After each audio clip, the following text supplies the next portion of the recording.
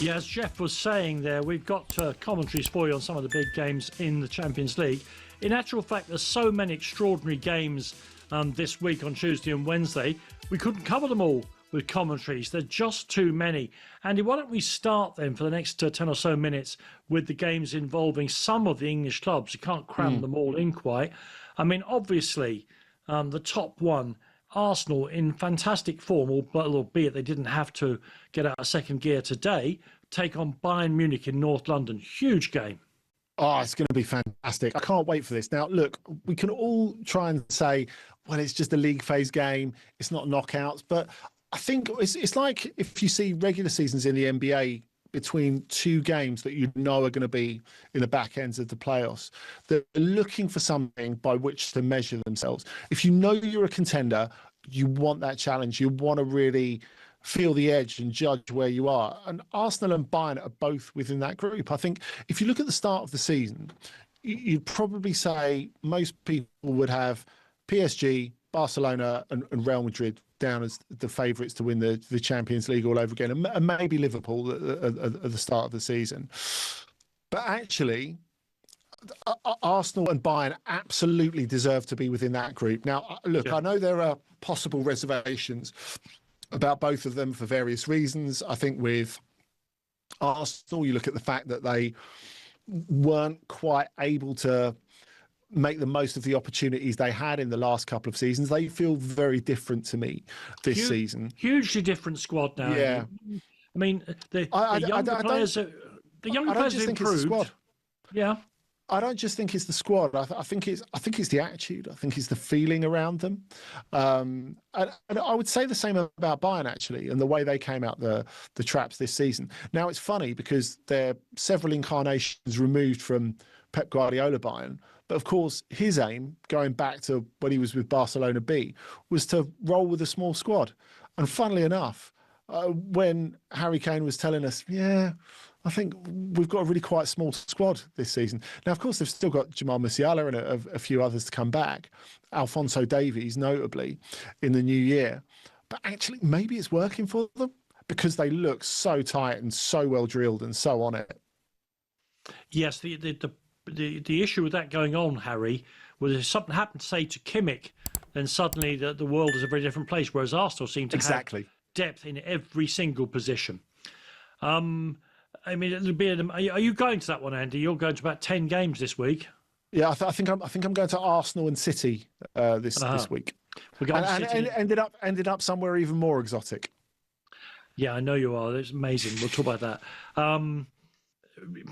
The other North London side takes their wares to Paris Saint-Germain in a rematch of the Super Cup final. They do. And I don't know about for you, Danny, but that seems about a million years ago for me. I guess that's an indication of just where we are with football, about how much happens and how quickly everything moves on. But PSG, I think if you look at the numbers when they played Love on last night, you'd say, okay, comfy win, 3-0. They had 30 plus shots. Job's a good one. They were a little bit vulnerable, I thought, against one of the weakest teams in the division. I thought Lave were kind of playing with house money, went there and had a go, which had a difference as well. But it's funny because Lucas Chevalier had one of his best games for PSG. But it's weird that he had to. It's really strange that he had to. And I think we've seen, when you go back to last season, when you look at Aston Villa were able to create chances in Paris, even though they were hammered for most of that game out there. Of course, they came back and then some in the game in Birmingham in the second leg. Arsenal were able to go out there and create chances with, as we were saying before, not quite as good a team and not quite as much of a team that believed in itself as the one that seems to be at present. So there is an opportunity to get at PSG. Having said that, I think the advantages for them is you see some of the players coming back. This was the return of Nuno Mendes, who was great, as you would expect, because he is great. They were able to give little breathers to the likes of Fabian Ruiz, Kvaratskhelia, Barcola, who plays about 100 games a season, as we know, and apparently he's inconsistent off the back of that. Who knew? And he came on and scored.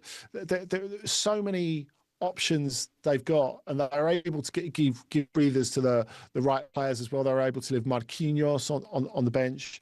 So I mean, it's going to be a tough Spurs. I don't think there's any doubt about that. But not impossible for them to make an impression. Having said that, yes, we'll see how they line up to try and play for throw-ins.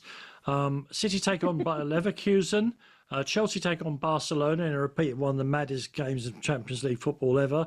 Who can ever forget Michael Ballack chasing the referee from one end of the pitch to the other? But I'm more interested in one or two of these other games here, Andy. The game at Anfield between Liverpool and PSV ought to be straightforward for Liverpool, but nothing straightforward for them at the moment. And the fact that they're not going to retain their league title, and I'm happy to say that, because it's true, but puts more pressure now on these Champions League games. Yeah, it really does. And look, at Anfield, they've been formidable in the Champions League. There's no doubt about that. But PSV have found themselves a real good run of form at the moment. Now, they've worked themselves into the position where they're 6 points clear at the top of the Eredivisie. You could argue that this isn't particularly relevant to this, and to be honest, they weren't very good at NAC Breda this weekend. They won the game with a Hustil header, but they needed a really good performance from Mate Kovac in goal to see it over the line. But what is so good about PSV is they will play fearlessly wherever, and they will play to have a go wherever. So if there's any chance of them getting close to Liverpool, and we don't know that that's the case, if Liverpool did start to click and were able to put in a solid game, of course they could beat PSV comfortably. I don't think there's any doubt about that. But having said that, I think the interesting thing is the fact that Arne Slot from Feyenoord and Peter Bosz, who's been at PSV for a while now, know each other pretty well and know each other tactically pretty well, which I think is interesting. I mean, obviously, the Peter Bosz side of that is, I know how Arne plays. I'll just play as I do in all the other games because I've only got one way of playing. So, that's one side of it. But I think that what's most relevant to this game is the fact that PSV's current really good run of form goes back to something we mentioned earlier, them beating Napoli 6-2, which is still one of the maddest results of the season, really, when you think about it, and is still... the effects of it are still being felt, certainly in Naples as well. And so you look at the couple of injuries they got up front, you look at the fact they lost Luc de Jong in the summer, you look at Ruben van Bommel being out for the season, and you're wondering, how are they going to find a way to score goals? They've got a ton of players who can score goals. And I tell you who's playing really well and who set up the winner for Till yesterday, Ivan Perisic. It'd be really interesting to see him have a go at the right side of that Liverpool defence. And the other game, Andy, that's catching my eye of the ones involved in the English teams is Marseille versus Newcastle. When the draw was made, I should say that was like a million years ago now.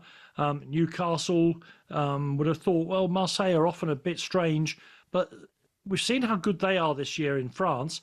And Newcastle's away form is, this is probably the wrong thing. Their away form is nothing to write home about, is it? No, it's true. And I think the interesting thing here, though, is Marseille really need to win this. They've had a couple of defeats recently in the Champions League. They've lost 3 out of 4. A couple of defeats that they feel they didn't really deserve. If they've not been moaning about refs domestically, they've definitely been moaning about refs in a Champions League context.